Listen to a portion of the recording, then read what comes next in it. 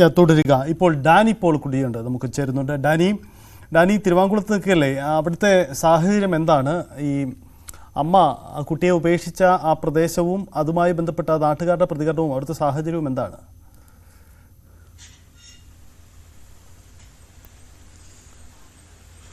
സജിത്ത, തീർത്തും ഒരു എല്ലാവരെയും തന്നെ സങ്കടത്തിലാഴ്ത്തുന്ന വാർത്ത തന്നെയാണ് ഈ പുറത്തേക്ക് വരുന്നത്. അതിൻ്റെ എല്ലാം തന്നെ ഒരു ആഘാതം എല്ലാവരിലേക്കും തന്നെയുണ്ട്. നമ്മളുള്ളത് ഈ കുട്ടി അവിടെ ഉണ്ടായിരുന്ന തിരുവാണിയൂർ ഗ്രാമപഞ്ചായത്തിൻ്റെ അങ്കനവാടിയിലാണ്.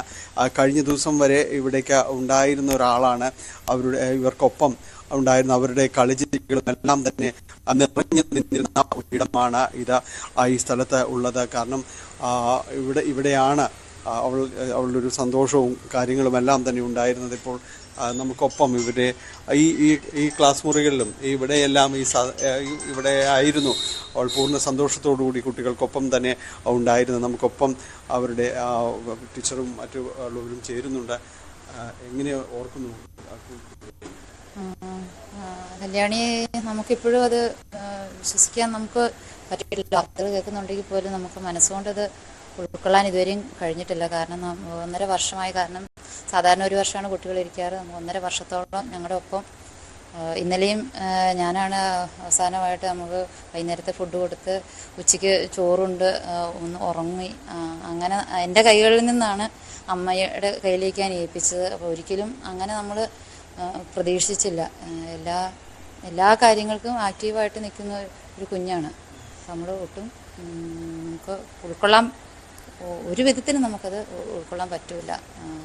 കാണാതായി എന്ന വാർത്തയെല്ലാം കേൾക്കുമ്പോൾ തിരിച്ചു വരുമെന്ന രീതിയിൽ തന്നെ എല്ലാവരുടെ പോലും തന്നെ തീർച്ചയായും തിരിച്ചു വരുമെന്നുള്ള പ്രതീക്ഷയാണ്. നമ്മൾ ഇന്നലെ ചെന്ന് കുറച്ച് കഴിഞ്ഞപ്പോഴത്തേനാണ് വാർഡ് മെമ്പർ വിളിച്ചിങ്ങനെ പറഞ്ഞത് കുഞ്ഞു വീട്ടിൽ ചെന്നിട്ടില്ല എന്ന് പറഞ്ഞത്.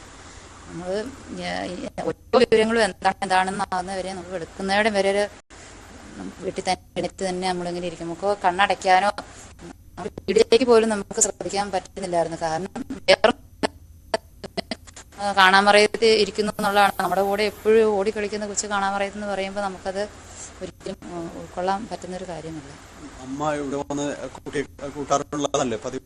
അതെ അതെ, അമ്മയെന്ന് തന്നെയല്ല, എല്ലാവരും കുടുംബത്തിലുള്ള എല്ലാവരും ഒരുപോലെ തന്നെ, അച്ഛനാണേലും കൊച്ചന്മാരാണേലും ഒരുപോലെയാണ് കുഞ്ഞിനെ വിളിച്ചുകൊണ്ട്. അവരെ അമ്മയും വരും, എല്ലാവരും ഒരുപോലെ വരാറുണ്ട്. നമുക്കങ്ങനെ അസ്വാഭാവികത എന്ന് പറഞ്ഞാൽ നമ്മൾ അധികം മിങ്കിൾ ചെയ്യുന്നൊരു സ്വഭാവം അല്ല. പക്ഷെ എപ്പോഴും ഒരു ചിരിച്ച മുഖത്തോടു കൂടി തന്നെയാണ് കൊണ്ടുവിടുമ്പോഴാണേലും കുഞ്ഞിന്.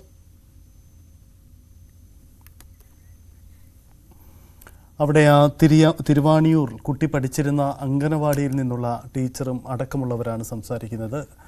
കല്യാണിയുടെ വിയോഗം ഉൾക്കൊള്ളാനാവില്ല.